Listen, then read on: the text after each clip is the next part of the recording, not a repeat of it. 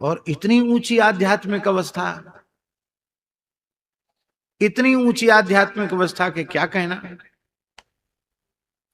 और अपने को छिपाते कैसे। अपने बेणुबनुत कुंज में एक महापुरुष थे ना, हैं श्री बाबा बनवारी शरण जी, निम्बार्क संप्रदाय के एक संत थे, बहुत अच्छे, पूज्य श्री बेणुबनुत कुंज वाले महाराज जी के परिकर। तो वो महाराज जी के साथ बहुत पुराना उनका संबंध था।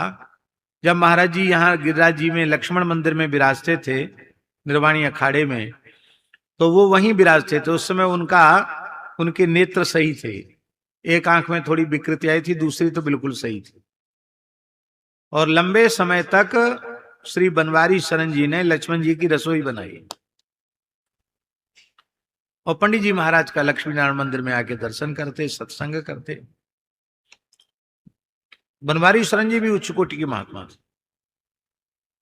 एक घटना सुना दें बनवारी शरण जी की। लक्ष्मण मंदिर में रसोई बना रहे, गर्मी का समय, तो अपना बहिर्वास, साधुओं की भाषा में कहते हैं,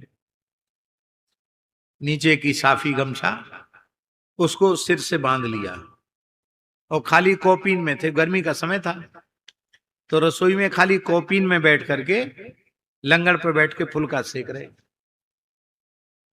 तो महाराज जी रहते थे तो कोई संत आ जाए, कोई ब्रजवासी आ जाए, सबके लिए खुला प्रसाद था लक्ष्मण मंदिर में। महाराज जी का तो स्वरूप ही सेवा का था। अकस्मात श्री बनवारी शरण जी महाराज फुल्का सेकने की उलटने पलटने का जो चिमटा है वो हाथ में, और सिर पे साफी बंधी हुई है, तो एक लंगोटी में लक्ष्मण मंदिर से भागे लक्ष्मी नारायण मंदिर की ओर, दान घाटी की तरफ, एक लंगोटी में। महाराज जी हाहाकार करते हुए भागे। अब आश्चर्य की बात है, क्यों भागे? आपने सुनी भैया जी ये घटना? अच्छा, क्यों भागे? तो पंडित जी महाराज ने रास बिहारी सरकार की सेवा उनको सौंपी थी। रास तो होता था शाम को, पर स्वरूप सरकार की सेवा में बाबा बनवारी शरण जी ही थे। तो उनको अभी कोई मुकुट चंद्रिका में नहीं थे ब्रजवासी बालक, वो तो छोटे छोटे बालक, पर उन्हें प्यास लगी तो ठाकुर जी श्री जी ने बाबा का स्मरण किया। बाबा हो तो करुआ को सुन ठंडो पानी पिमाम। तो यहां ठाकुर जी श्री बोले नहीं, मन में केवल बाबा का चिंतन किया, और रास बिहारी के साथ इतनी एकात्मकता हो गई कि वहां उनको पता चल गया कि ठाकुर जी श्री जी प्यासे हैं। और बस इसी भावावेश में प्रिया प्रीतम प्यासे हैं, प्रिया प्रीतम प्यासे हैं, दौड़ के जैसे ही लक्ष्मी नारायण मंदिर में आए, तो वे दोनों जो स्वरूप बनते ना बालक ठाकुर जी श्री जी के, ए बाबा तू कहां मर गए हो अब तक, ऐसे बोले ब्रजवासी बालक। हम तो प्यासन मर रहे हैं, तू कहां मर गए हो तो एक देर तक। तो तुरंत उन्होंने बढ़िया छान करके बड़ी मर्यादा से ठाकुर जी श्री जी को, तो 2-3 गिलास जल पी गए युगल सरकार। और पंडित जी महाराज ने ये देखा तो पंडित जी ने कहा, बनवारी शरण जी आज आपकी सेवा सिद्ध हो गई। हमें पता पड़े कि ठाकुर जी भूखे हैं कि प्यासे हैं। हमारो भाव तो शरीर में है, संसार में है, ठाकुर जी में कहां है हमारो भाव? ये है सेवा। तो श्री बनवारी शरण जी पूज्य श्री बेणुबनुत कुंज वाले महाराज जी के बड़े अंतरंग परिकर थे, और वहां की बड़ी सुंदर सुंदर बातें आकर पूज्य महाराज जी को सुदामा कुटी में सुनाते। महाराज जी बड़े प्रेम से उनको प्रसाद पवाते, और आते तो कम से कम घंटा भर तो चर्चा होती, और बिना किनारी का बढ़िया सफेद कपड़ा मिलता तो महाराज जी उसको रख लेते, बाबा बनवारी शरण जी के लिए हो जाएगा, क्योंकि वो ऐसे ही कपड़ा पहनते हैं, सफेद पगड़ी, सफेद कपड़ा, सफेद तो वो बढ़िया सफेद चीज आती तो महाराज जी उसको उनके लिए रख लेते, आते तो वस्त्र भी देते। तो एक दिन पूज्य श्री बनवारी शरण जी ने कहा कि आज तो श्री जी ने भावावेश में एक बड़ी विचित्र बात कही। श्री जी का मतलब है बिणमृत कुंज वाले महाराज जी। क्या बात कही? बोले उन्होंने भावावेश में कहा कि प्रवचन की साधुता तो बहुत से लोगों में देखने में मिल जाएगी, लेकिन साधुता, व्यवहार में साधुता का स्वरूप क्या है, इसका यदि दर्शन करना हो तो बाबा श्री गणेश दास जी की साधुता का दर्शन करना चाहिए। ये किसने कहा? बिणमृत कुंज वाले महाराज जी ने कहा। उनकी साधुता का दर्शन करना चाहिए। प्रवचन में तो हम भी बढ़िया व्याख्या कर रहे हैं, पर व्यवहार में देखो तो उसकी गंध भी नहीं है। तो प्रवचन की साधुता तो बहुत से लोगों में सुनने में मिल जाएगी, पर व्यवहार की साधुता बाबा में है, ये कहा। बनवारी शरण जी को कहां इतनी बढ़िया बात पची। वो आए, बोले आज तो बड़ी अद्भुत बात कही। ऐसा कहा महाराज जी ने, ऐसा कहा, एकदम व्याकुल होकर ऐसा कहा। और बोले एकदम 16 आना नहीं 20 आना सच्ची कही। आपके जैसी साधुता तो हमने आप में ही देखी है। महाराज जी सुन करके एकदम व्याकुल हो गए।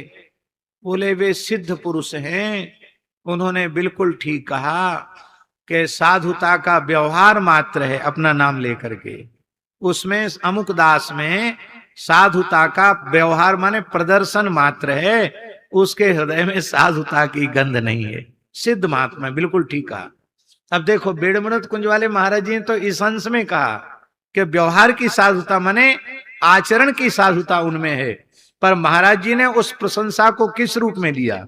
उन्होंने कहा साधुता का प्रदर्शन मात्र है, भीतर से साधुता नहीं आ पाई।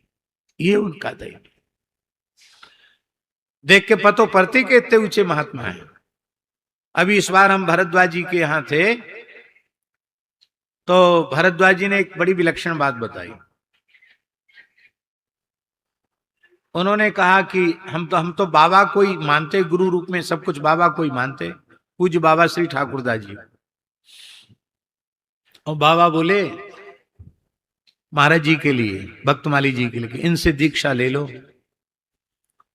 तो बोले हमारी तो उनके प्रतिभावने ने क्यों ऊंची नीची धोती पहरे हुए हैं, और कोई विशेष महात्मा तो समझ में आते नहीं, तो हमारी तो श्रद्धा ही नहीं बन पाई।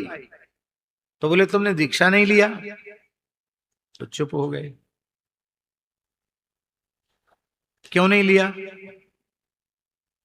तो भरद्वाज जी बोले बाबा आप स्वीकार करो न स्वीकार करो, हमने तो आपको ही सब कुछ मान लिया है। बाबा बोले मैं तुम्हें गड्ढे में डालूंगा क्या? मैं प्राइमरी हूं तो वे पीएचडी डिलीट हैं। बाबा तो ऐसे ही बोलते। बाबा बोले तुम समझते नहीं, तुम मुझे क्या समझते हो? यद्यपि ये भी बाबा का दैन्य ही था, दोनों महापुरुष एक ही कक्षा के, एक ही कोटि के, पर बाबा ने कहा कि मैं तो प्राइमरी हूं और वे पीएचडी डिलीट हैं, जाओ मेरी आज्ञा है, उनका चरणाश्रय ग्रहण करो। बोले तब हमारी भावना बनी जब बाबा ने जोर दे के कहा। तो बताओ महाराज जी को बाहर से देख के कोई समझ सकता था कि महात्मा है? परासोली में कितने लंबे समय से आ रहे हैं, कितने लोगों ने पहचाना कि ये हाँ अच्छे महात्मा, ये तो लोग समझते, पर इनकी आध्यात्मिक स्थिति इतनी ऊंची है, ये तो हम लोगों की समझ में नहीं आए। संत की पहचान कठिन है, और संत की पहचान जिसे हो जाती वो भी संत ही हो जाता है। बहुत कठिन है संत की पहचान। हम लोग भजन सम्राट परम रसिक पूज्यपाद बाबा श्री रसिकदास जी महाराज, जो भजन सम्राट रसिका पागल बाबा के नाम से पूरे विश्व में प्रसिद्ध थे, आज भी प्रसिद्ध हैं। उनके भी रहनी को देखकर उनके स्वरूप को देखकर, उनकी फक्कड़ी, उनकी फकीरी को देख करके ये बिल्कुल अनुमान नहीं होता था कि ये इतने उच्च कोटि के महात्मा हैं। लेकिन दास की जैसी स्वयं की अनुभूति है, उसके अनुसार हमारा अंतःकरण तो आरंभ से ही भैया जी स्वीकार करता था कि ये असामान्य कोटि के महापुरुष। कब से? महाराज जी बहुत पुरानी बात है, तब आप संत स्वरूप में नहीं आए थे और बिहारी जी के सामने जगमोहन में खड़े होकर के अपने अत्यंत मनोहर कंठ से ठाकुर जी को पद सुनाते थे, सवैया सुनाते थे, कवित्व सुनाते थे। और ऐसा अद्भुत कंठ में माधुर्य, ऐसी बुलंद आवाज कि उस समय बिहारी जी का मंदिर स्तब्ध हो जाता। हमने तो यहां तक अनुभव किया कि बार बार जो पर्दा आता, वो पर्दा करने वाले गुसाई भी भूल जाते पर्दा करना। ऐसे लगता मानो ठाकुर जी बिना पर्दा के बाबा की वाणी सुनना चाहते हो।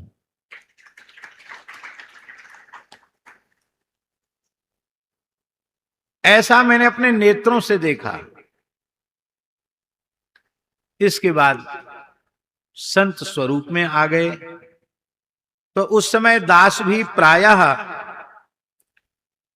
प्रतिदिन यमुना स्नान करता था।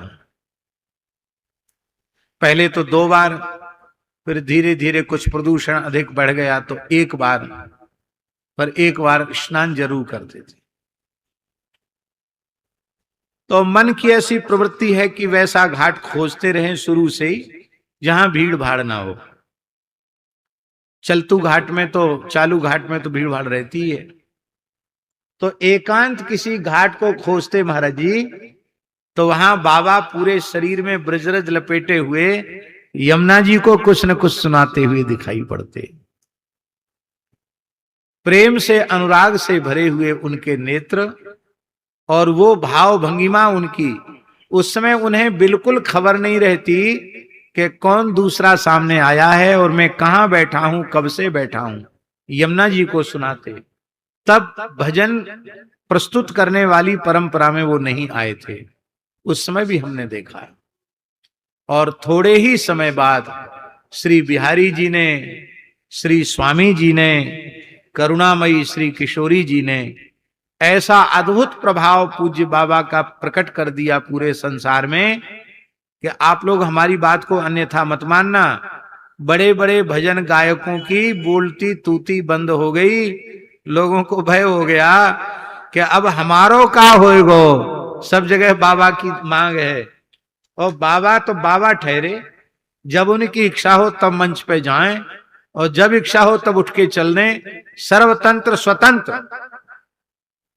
कोई कुछ सेवा भी करे तो वो सेवा पूरी की पूरी गौ और संतों की सेवा में लगावे। उसमें से फूटी कौड़ी भी कभी अपने शरीर के लिए उन्होंने उपयोग नहीं किया। और महाराज जी इसका कितना विलक्षण उदाहरण है। संग्रह दुख का मूल है, इसलिए जो कुछ अपने हाथ से गौ ब्राह्मण ब्रजवासी संतों की सेवा में लग जाए, समझो उतना धन सार्थक हुआ। जो बच गया है वो पता नहीं किस मार्ग से चला जाएगा और फिर उसका परिणाम कितना हमको किस लोक में जाकर भोगना पड़ेगा, इसको नहीं कह सकते। क्यों इसलिए भोगना पड़ेगा कि जिस किसी व्यक्ति ने वह धन तुमको दिया वो सेवा के लिए दिया था और तुम सेवा में लगा नहीं पाए। पीछे वाले लोगों ने उसको उटपटांग तरीके से उसका दुरुपयोग किया। तो जिसने उसे स्वीकार किया था उस धन को सेवार्थ, तो वह भी पाप का भागी हो गया। पर पूज्य श्री रसिकदास जी महाराज, बाबा महाराज, उनका एक एक द्रव्य वो पूरा का पूरा हरिगुरु संतों की सेवा में, गौ माता की सेवा में गया। जब शरीर की अत्यंत शिथिल अवस्था थी, परम पूज्य श्री गौरीलाल कुंजवाले महाराज जी का स्मरण किया। महाराज जी ने निर्देशित किया और पूज्य श्री टटिया स्थान वाले महाराज जी ने बड़ी कृपा करुणा की। वर्तमान विराजमान श्री महाराज जी ने अत्यंत कृपा करुणा की, और जो कुछ संग्रह में था, कितना था वो महाराज जी, कितना था, कितना था, हाँ, जो भी संग्रह में था वो सब पूरा का पूरा तटिया स्थान आया। और वो संग्रह कोई किया हुआ नहीं था, ऐसी सहज, महात्मा तो महात्मा होते हैं, पटक गया वो था वो संग्रह। वैसे ही होता है, हमारे पूज्य पहाड़ी बाबा महाराज कोई भेंट कर जाता तो उनकी जो कोठरी थी ना, पुराना मंदिर, तो उसमें डाल देते, और महीना डेढ़ महीना में वहां सब बिखरे रहते महाराज जी नोट, ताला तो कहीं लगता नहीं। फिर कहते, हे गौर, हाँ महाराज। बोले, रे भाई, कोठरी में बहुत कचरा हो गया है, सफाई कर, इसकी सफाई कर, बहुत कागज इकट्ठा हो गया, बहुत कचरा हो गया, सफाई कर, इसकी सफाई कर। तब वो झाड़ू लगाता और ऐसे ऐसे ठोक ठोक करके पैसों को रखता, और तत्काल महाराज जी किसी न किसी सेवा में लगा देते। अरे वाह, इतनी चरण सेवा आ गई भैया, 200-300 मूर्ति का भंडारा करो, और खुद तई पे बैठ के मालपुआ निकालते। ये पुराने संतों की बात। तो ऐसे बिना किसी याचना के, कामना के, सहज वृत्ति से, निष्काम और निर्लोभ वृत्ति से जो द्रव्य आ गया, बच गया, उसका भी एक फूटी कौड़ी दुरुपयोग में न जाए, आपने सुरक्षित हाथों में पहुंचाया। और बलिहारी जाऊं पूज्य तटिया स्थान वाले महाराज जी की, कि उन्होंने एक एक बाबा की निधि का विशुद्ध रूप से संत सेवा में उपयोग करके, मैंने अपने जीवन में किसी संत का ऐसा उत्सव नहीं देखा जिनका सारा संग्रह काम में आया हो। नहीं तो महाराज जी संग्रह काम में नहीं आता, वो काम में तो आता ही नहीं है, लठ बाजते हैं, लड़ाई झगड़े का कारण भी वही बनता है। पर पूज्य बाबा महाराज ने अपना सर्वस्व जीवन साधु सेवा में लुटाया, और उस शरीर से प्राप्त जो कुछ था भगवत इच्छा से, वो भी उनकी विशुद्ध भावना के कारण पूरा का पूरा श्री ठाकुर जी की, बिहारी जी की, संतों की सेवा में लगा।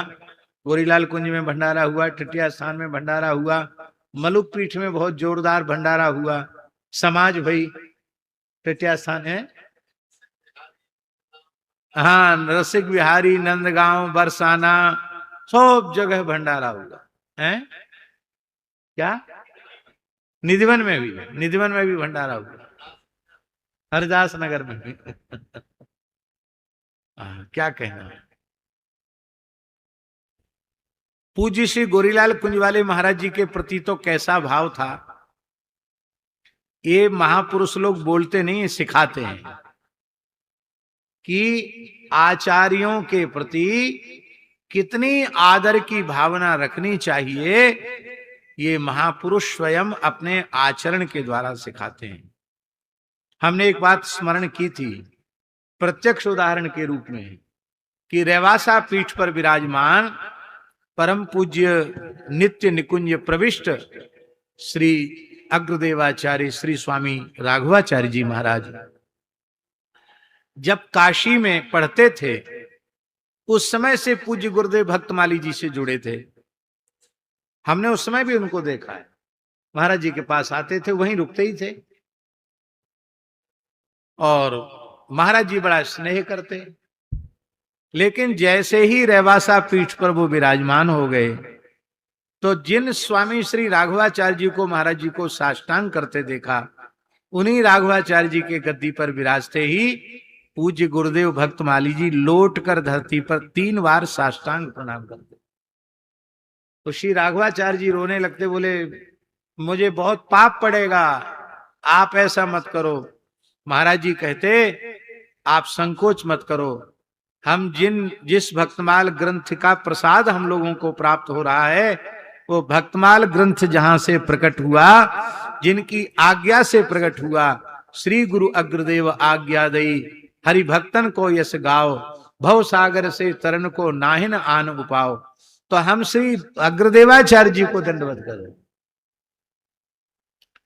और वहां से कोई आदेश आ जाता तो उस आदेश को वो व्यक्ति का आदेश नहीं मानते, आचार्य का आदेश मानते।